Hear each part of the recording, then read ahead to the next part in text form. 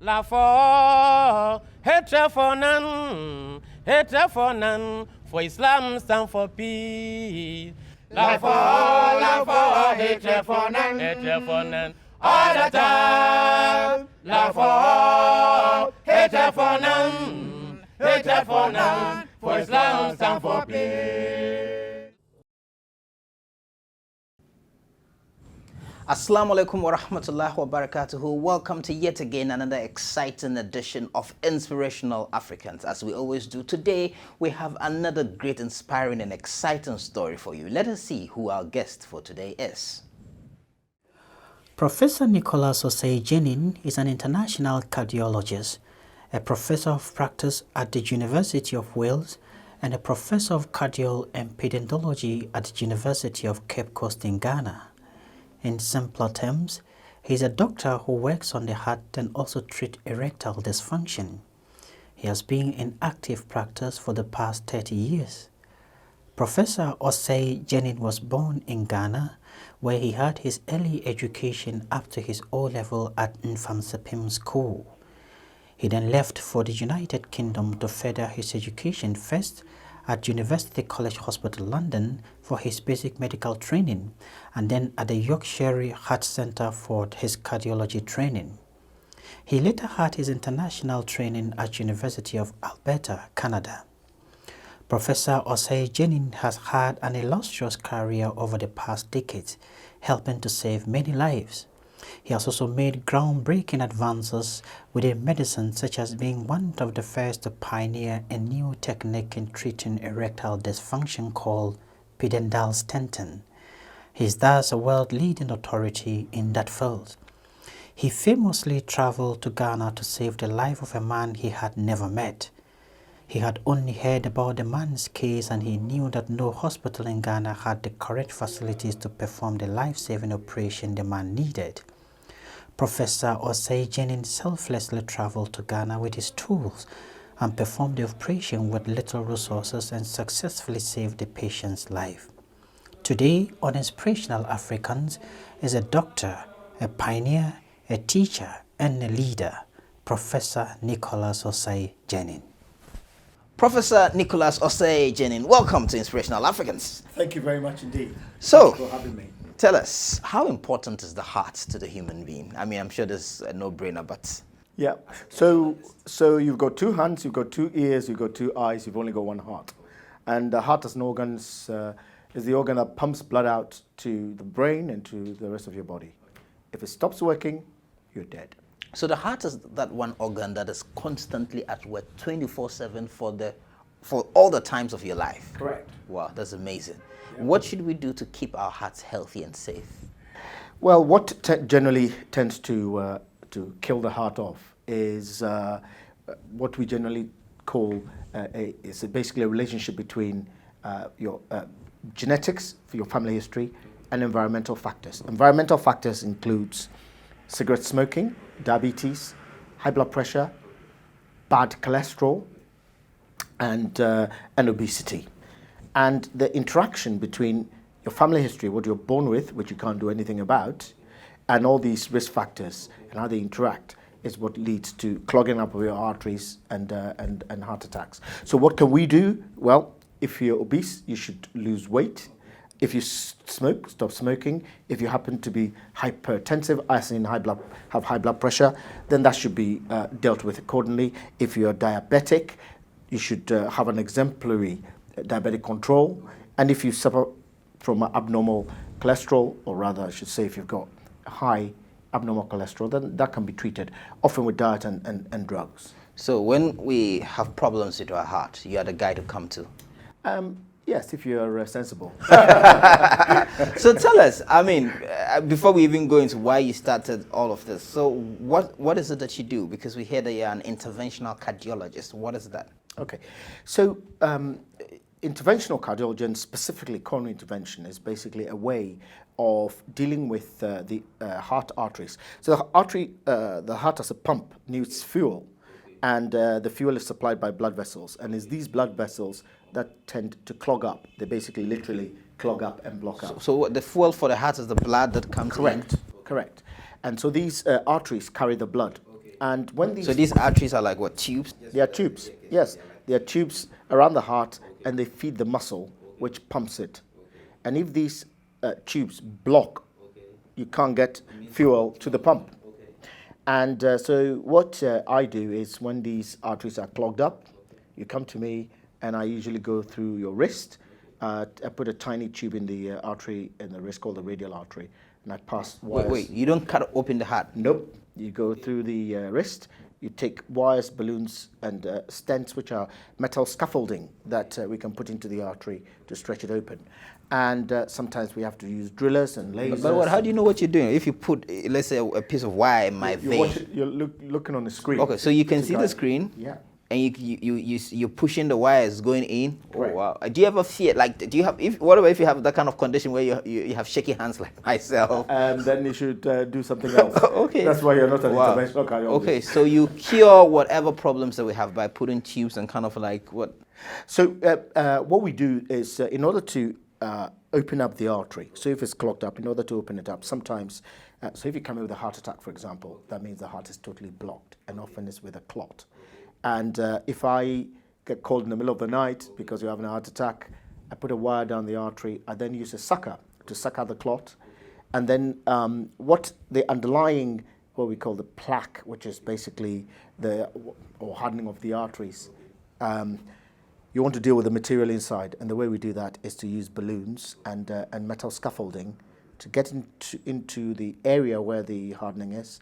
And we basically stretch that narrowing away so that there's, in order to create room for blood to flow. So is your work just that, or you deal with other complications of the heart? So that forms the bulk of what I do, but obviously I deal with any complaint. I mean, the heart has got other functions, it's got valves, and the valves can become ineffective and leak, and if it does that, then you have other complaints. The pump can fail for any number of reasons. There are electrical aspects of the heart, and that can also become faulty. It's just like an engine with such a... And I deal with all aspects of that, yes. So, Prof, actually, well, you're a doctor, but you're an academic professor. How did you end up here? I mean, it's not like it's a bad place, definitely, when you say how do you end up here, but what inspired you to take up cardiology? Cardiology per se came much later on in my medical career. In fact, I'd done all of general medicine. I'd been through all the various specialties. And I remember talking to various consultants in all the specialties, and I was most impressed by cardiology. One of the things that impressed me was because it was so varied. You know, there's so many different aspects to cardiology. There's the electrical side, there's the imaging side, there is you can deal specifically with pacemakers. You can deal obviously with the area of cardiology which I chose, which is interventional cardiology. But you know, it's very varied, and the academic aspects of cardiology also really attracted me. You know, in terms of just the sheer number of research and the sheer variety of research that you could do in cardiology. That's how I ended up in cardiology. So how did you end up in medicine? In medicine. So I usually tell the story of me as a 14-year-old at Inspirational Secondary School in Cape Coast, walking down the hill from the dining room towards the dispensary, the school dispensary. And I went to see, with a friend of mine, a friend of ours who was very, very ill. And I remember feeling really quite helpless. You know, what do we do for this really very sick guy? And we went there to actually pray for the guy, but also it was that sense of helplessness, which is where the seeds of you know, wanting to work. Okay, so that was like a moment of revelation. Indeed. Yeah, seeing a sick friend, and that's inspiring. So, Prof, tell us about your childhood. Were you born in Ghana? Yes, I was born in Takoradi in the western region of Ghana, and I went to the military school, Services Primary School, and it's a great school. It taught me what I needed to know about discipline and hard work. And from then on, I was fortunate enough to be admitted to Inspirational School in Ghana, of course, the very best school, otherwise known as the school. And yeah, I was basically, that's what made me. What did you study in Inspirational? Where? What did you study? Oh, Science well, or so I was in the arts? science. Yeah, I You was were in the science sciences. group. Yeah, I was Okay. in the science Great. group. I mean, so how do you remember your childhood? What kind of child were you? Inquisitive, adventurous, or reserved? Oh, that's a very interesting question. I think I was very inquisitive. I remember when I was perhaps as young as 8, I used to be the quiz master for my immediate family and also for the people around the area. When I was at service school, I remember we lived in Beach Road, and we used to have a lot of friends come around. And on some evenings, I'll be quiz master we used to have. I would host a quiz program. So I think I was certainly. You're quite outgoing, and you took a lot of initiative. I think I was, Okay.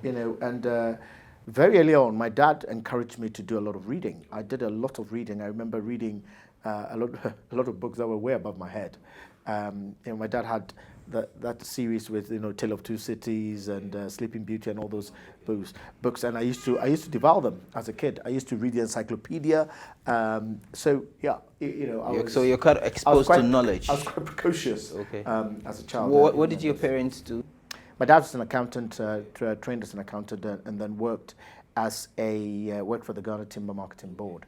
My mum was a trader, and then subsequently appointed Queen Mother of Asante Fijuasi District. So here you are in Infansipum. So after Infansipum, what did you do? So my dad was then moved to the UK to London, and so I followed suit. And after O-levels, went to London to do my A-levels, and then medical school in London. I went to University College, London.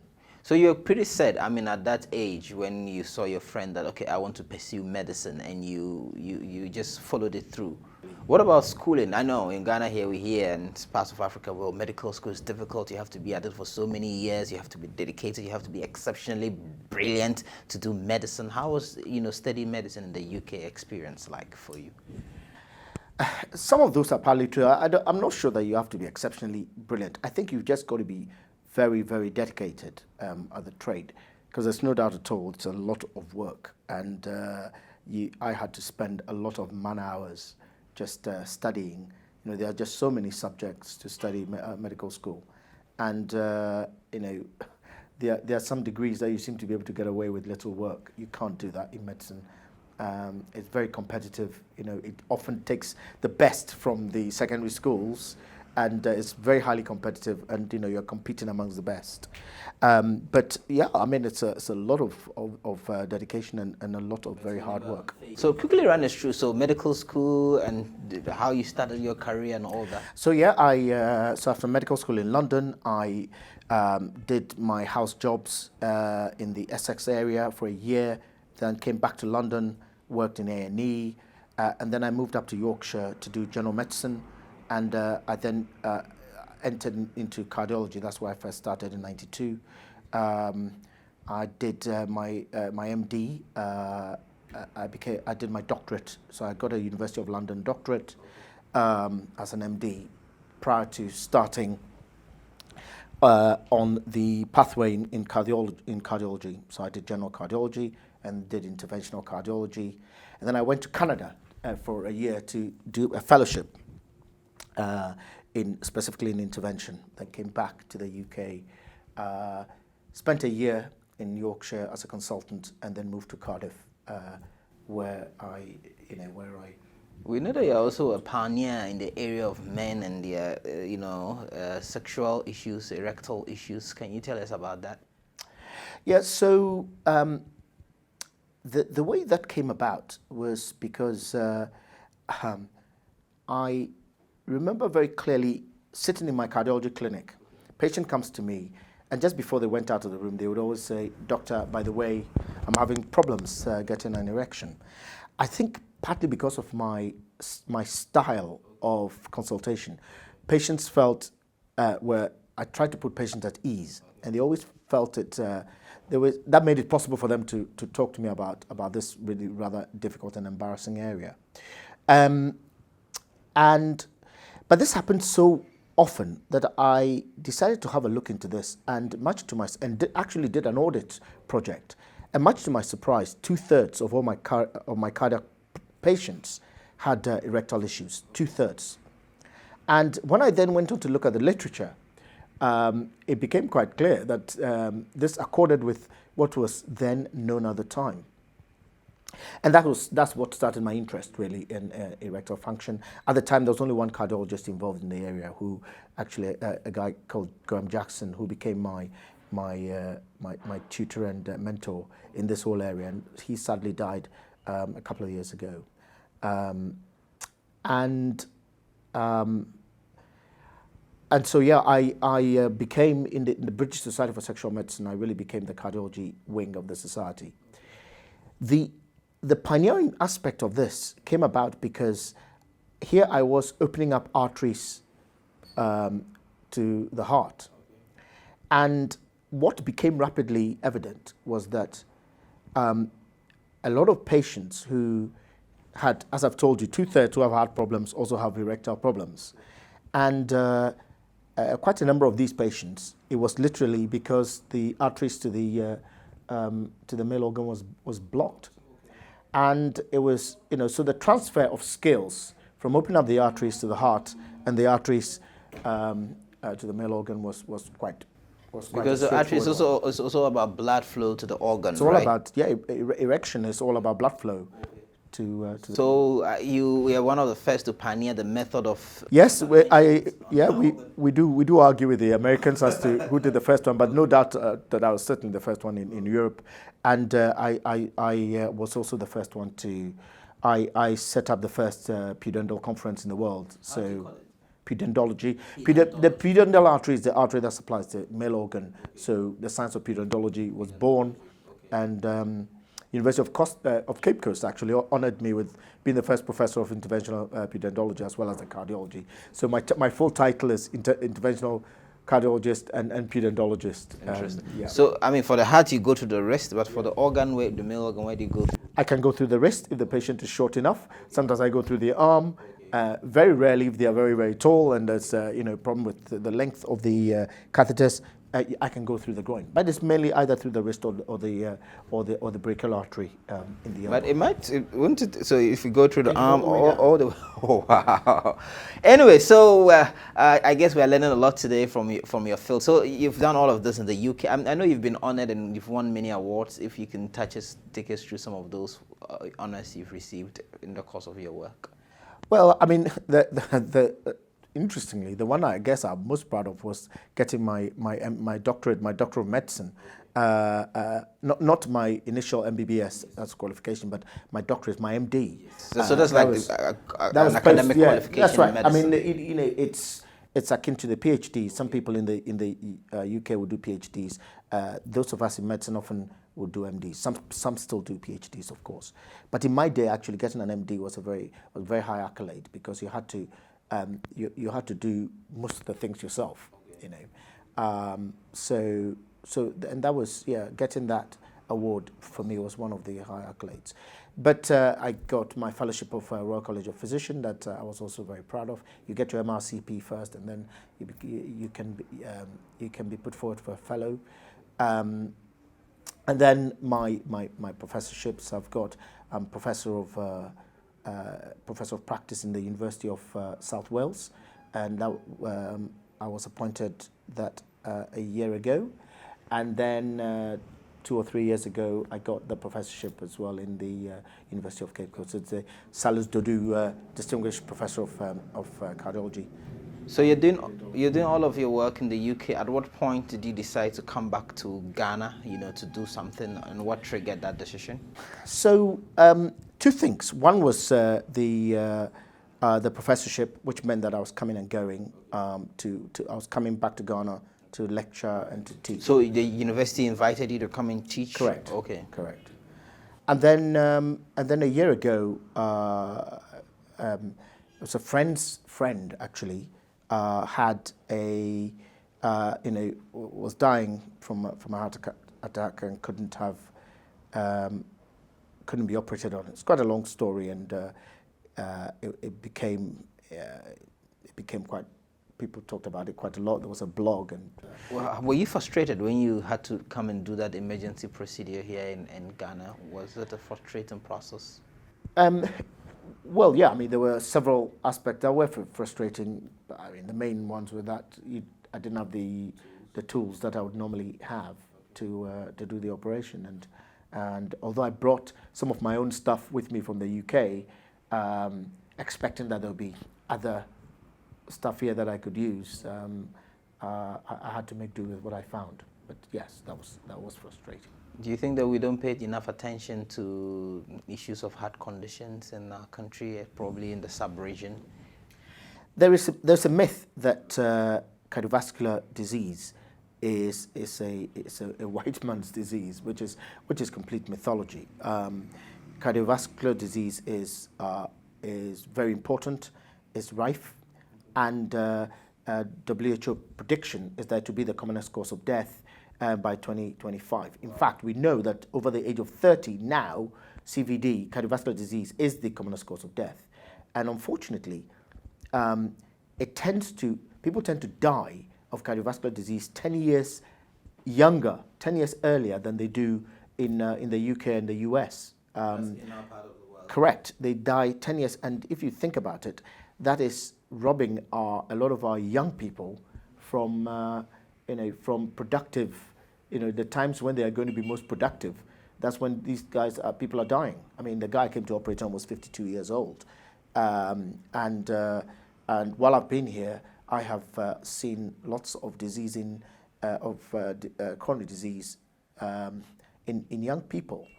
And so it's a myth that people thinking that this is just, disease out there. People just simply drop dead. Last year when I was in Cape Coast, when I came to lecture, a 34-year-old had a heart attack. 34-year-old had a heart attack, and died from it. Our famous, presenter Kamala Dumont had a heart attack too.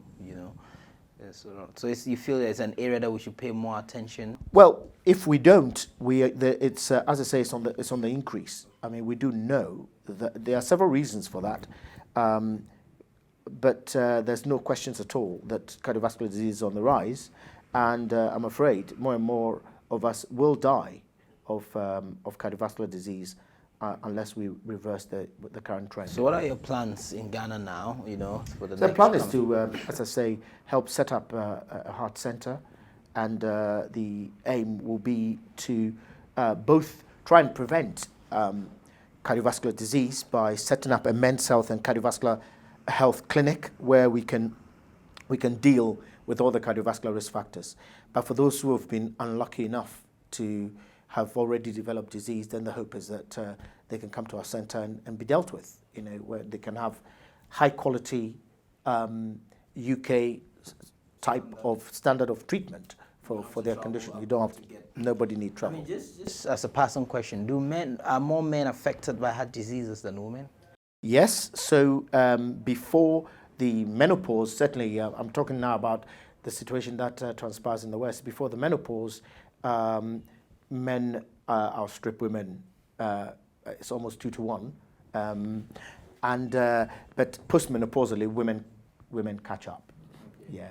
So after the age of about 65, women catch up. But if you talk about between say 35 and 60, the men definitely. There's this idea of how doctors play God. So you're there playing with someone's heart, and it's a life and death situation. At that time, you feel you have the person's life in your hands. Your work could either give them life or give them death.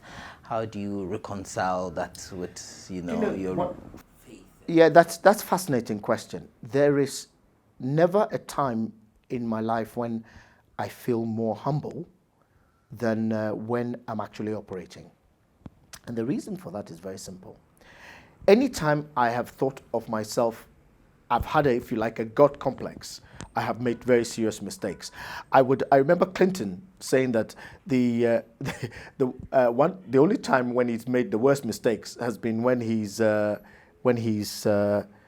did he say, was it due to lack of sleep or due to alcohol? I forget the quote. Anyway, but the only time when I've made serious mistakes is when I've had a God complex. Thinking of yourself more highly than you ought is a very, very dangerous thing. And that's always kept me very humble, because I have operated on people who have died. And that always makes you realize that far from being God, you're just a mere human being doing your very best for other humans. But even in discovering the human anatomy and the way the heart and the mind and everything is all connected, I guess it also reveals that power that is God. I mean, how to put something so complex together. Correct. Absolutely. And all that does is just to keep you very, very humble. Well, on that note, Doc, I think it's been exciting talking to you. If I would ask you finally, as a cardiologist, what do you want us to take away in terms of taking good care of ourselves? You can reiterate that, so that we don't suddenly have a heart attack. Okay, so don't smoke. If you're going to drink, it certainly has to be in moderation. If you're overweight, you've got to try through diet and exercise, lose weight. Physical exercise is always very good for you, and I'm a keen walker as well. The advice is always do 3 or 4 walks. Power walk, 30 minutes, 3 or 4 times a week. Eat healthily. If you are unlucky enough to be either diabetic or hypertensive, as in high blood pressure, then make sure that your management of that is exemplary, which means regular checks and making sure that your diabetic control, for example, is within range. And if you've got an abnormal cholesterol, make sure that is treated. So make sure your risk factors are treated. Your genetics you can't do anything about because you're born with. Also make sure that make sure you sleep well and you play hard. Sleep well, play hard, but also be guided by the values of grace and service. I believe it has been another inspiring edition. I believe you've learned a lot and you've been inspired. Thank you very much, Prof, for joining us on today's edition of Inspirational Africans. Thank you very much. Assalamu alaikum wa rahmatullahi wa barakatuhu. Welcome and join us again for our next episodes.